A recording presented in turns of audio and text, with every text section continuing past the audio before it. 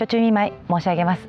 ER3水です。ということで、前回の動画で腸腰筋を使いやすくする、そこまではいきました。使いやすくなりました。じゃあそれをランニングにどうやってつなげていくのかなっていうところで、足が上がりますだけじゃ走りじゃないよね。どうしても走ってる時って体が少しねじれてくるんだよね。ねじれてくる。これ知らないとまっすぐ行ってるようで体逆に横に動いてしまったりするので、このねじりの動きを使っていきたいんだけど、じゃあどうやったらねじりの動きって使えるんだろうってところをね、今日やっていきたいと思います。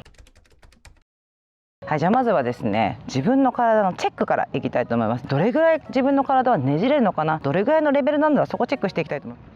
こんな感じで肩に手を置きます。このままですね、後ろを向いてねじれます。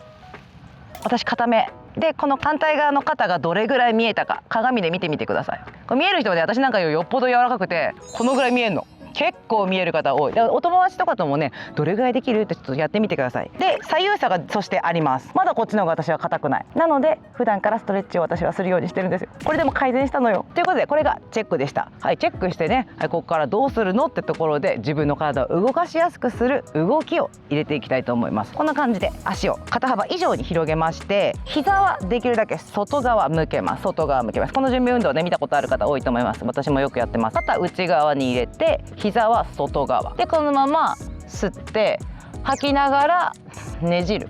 で、この時に肩入れるだけじゃなくて、体がね前に倒れすぎると全然伸びないと。背骨をねじる、雑筋絞りするようなイメージで、もう雑筋絞ってギューで大きく吸って吐きながらふーっと吐くとねじられます。で、こんなもんかなって思うと思うんだけど、もう一回大きく吸って大きく吸って大きく吸って大きく吸って、まだまだまだ体風船みたいに膨らましてピューって風船の空気が抜けるような感じでやるとまたねじれます。吸って吐くとねじりは深まります。吐いた時に体は緩むのでねじりが深まるので、呼吸を一緒に連動させてあげてください。さらにね、骨盤が動くように股関節周りの筋肉もね緩めていきましょうというところで、こんな感じで足を出して90度ぐらいにしてね、手を内側から入れる。もうちょっと楽したいなって人はちょっと足をね外側に出してみてください。で、このままお尻を上下にしたりで、この時に結構膝ついちゃう人いるんだけど、後ろの膝はごめんね上げて、これだけできつくなっちゃうんだけど、上げて前後に動かしたり回す。いろんな動きしてみてください。股関節はいろんな方向に動くので、しっかりといろんな方向に動かしていきましょう。と同時に今腸腰筋も伸ばしてくれてるので、すごい一石運鳥の動き、コモドストレッチになります。足の裏もしっかり地面つくようにねしてください。これだんだん浮いてくるとこんな感じになっちゃうから、しっかり前面つける。じゃあここまで来て、ちょっと足ね元に戻してあげて、余裕があるなって方は片手ついてこんな感じでねじりの動き入れていきます。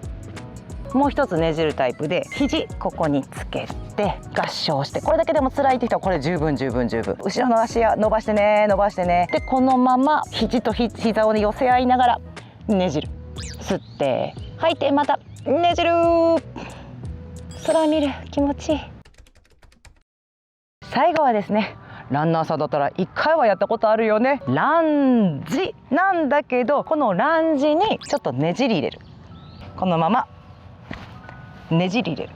で、今ね動いちゃったから、ちょっとそんな難しいわって人もね絶対いたから、ちょっと上級からいっちゃってごめんね。このままねじる。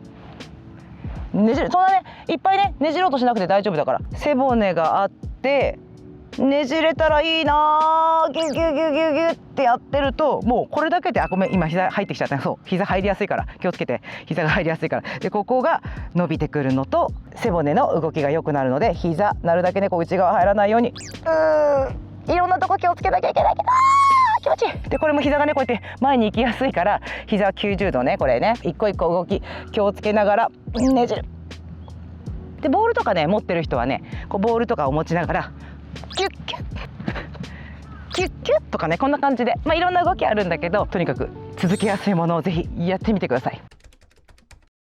さらにね、ランニングにつなげたいよねってところで、テンポを動きにつけていきます。皆さんおなじみの 180bpm になってきたんだけどね、今さ腕を動かしてるだけなんだけど骨盤動いてるよね。上半身を動かすと骨盤は動いてくる。これ結構ね、私の昔の動画を見ると分かる通り、私も動きませんでした。だけど体の機能というよりは、動かすよってスイッチ入れたら動くようになってきたから、みんなも継続してぜひやってみてっていうところで、これ継続しなきゃいけないので、次回この練習をさらに深掘りしていきたいと思います。一瞬やっただけですがこの溝落ちも結構くる。では次の動画でお会いしましょう。またね。やるんだよ。チャレンジャーよ